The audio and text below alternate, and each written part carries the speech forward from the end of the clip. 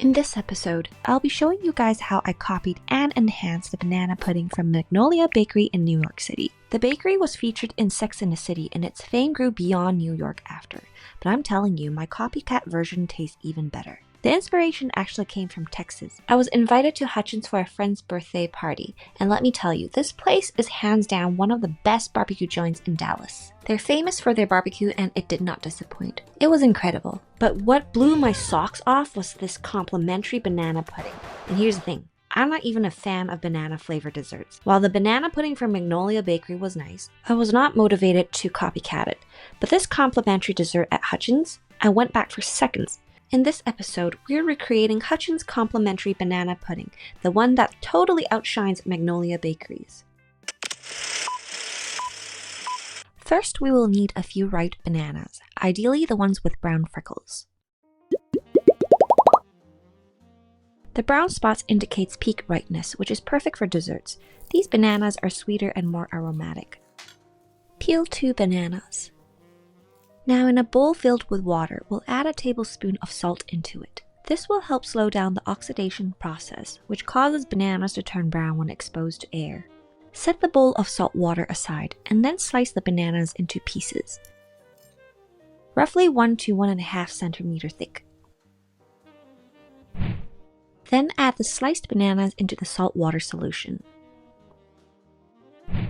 While the bananas are getting a salt water bath, we will work on the pudding.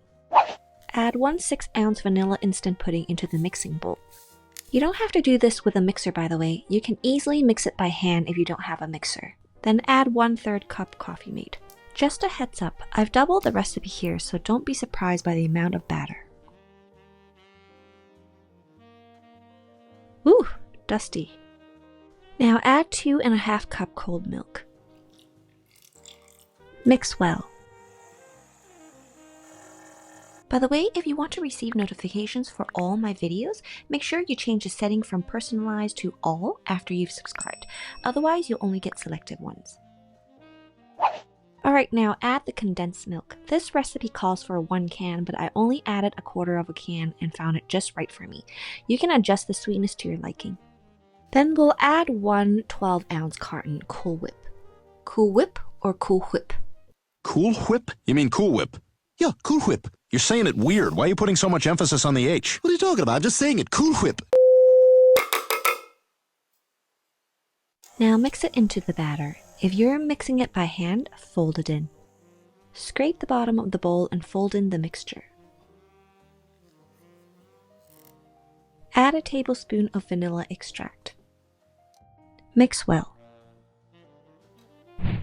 Now we're ready to assemble everything together, but first we'll drain and rinse the bananas. For the first layer, we'll need some wafers. I'm using Nilla wafers. If you can't find these, digestive biscuits could be a good substitute. Layer the wafers at the bottom of the glass bowl or pan. Then layer the banana slices. Next, add the pudding mixture.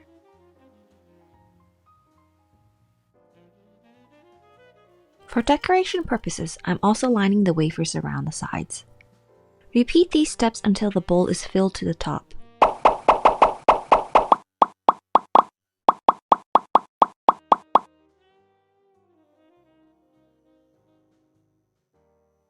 For best results, place the pudding in the freezer until it's slightly frozen.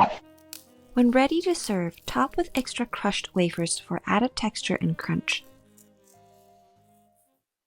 And here it is, the banana pudding that's even better than the Magnolia Bakery's. The texture is rich, velvety, and indulgent, kind of like slightly thawed ice cream with just a bit of resistance when you scoop it.